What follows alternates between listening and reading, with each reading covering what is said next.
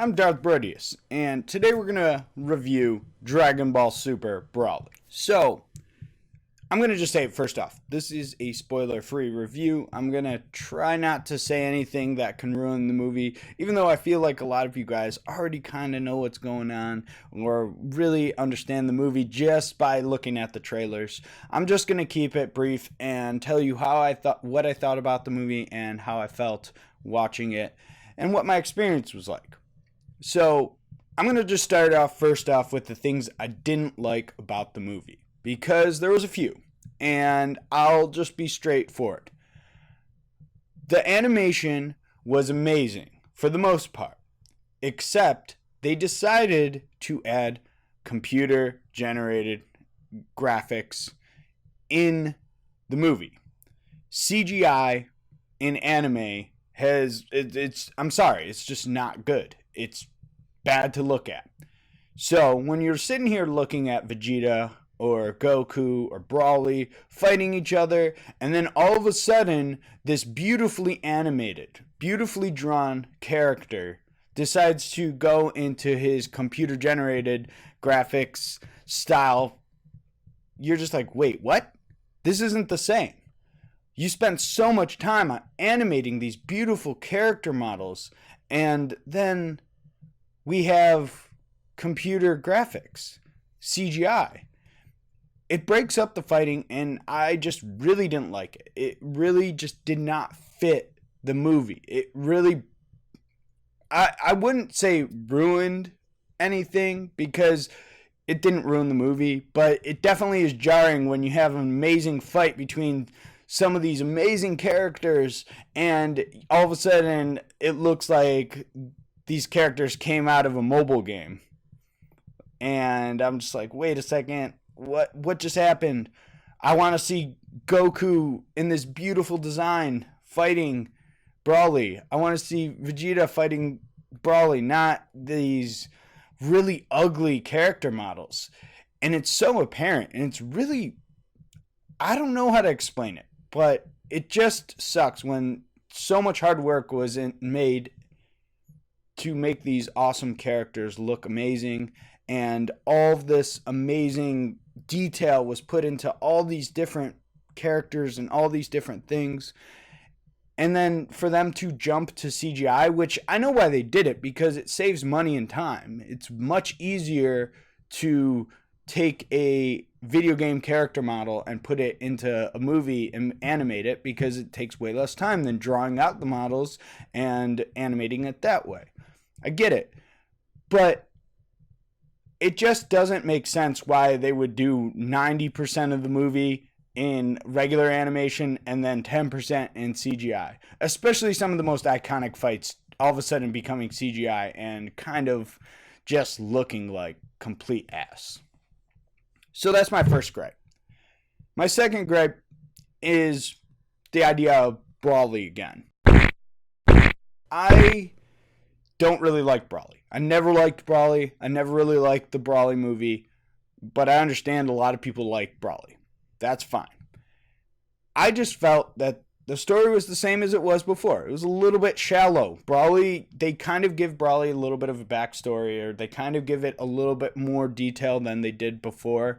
But I just really felt that Broly was kind of just it just was like this side piece. They didn't focus enough on that or develop the story. And that's just my personal opinion.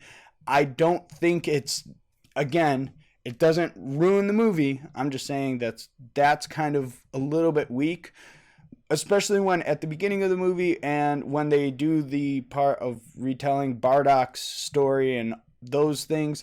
I thought that part was really, really well done, and honestly far better than, the old Bardock, OVA or whatever they had before. It was much better. I loved it. I know that may not be a popular opinion, but I thought it was great. I thought it was a good retcon.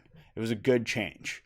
Just the Broly side of the story, I just don't really like Broly, so I kind of was like, he just ended up being another super rage monster, and they kind of explain it, but, I'm just saying that because I just don't like the character that much. It's nothing against him. It's just my personal opinion.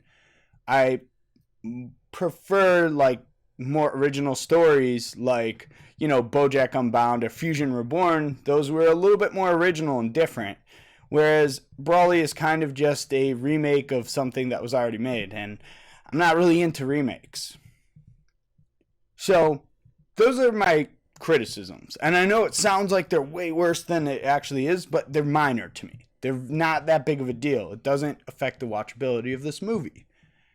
Now, what I really liked, as I mentioned, the Bardock retelling was amazing. It was awesome. The way that we got to, meet Goku's family again without spoilers. I'll be careful what I say here. It just was really nice to see the backstory told clearly, because there's so many things that go around, especially on the internet or through the original series or Kai or Super. It's just nice to have a definitive backstory. That was 100%, and that was it. And it looked amazing, because now we're going to jump on to the other side of the spectrum. The animation for this is so beautiful. The character models are beautiful. I wish Dragon Ball Super looked an inch like this, a centimeter like this. But this design style is amazing, and they should continue it throughout the whole series. And I really mean that. Is one of the best looking anime movies. Is it the best anime movie of all time? But it's definitely up there as being a really good one and a must watch.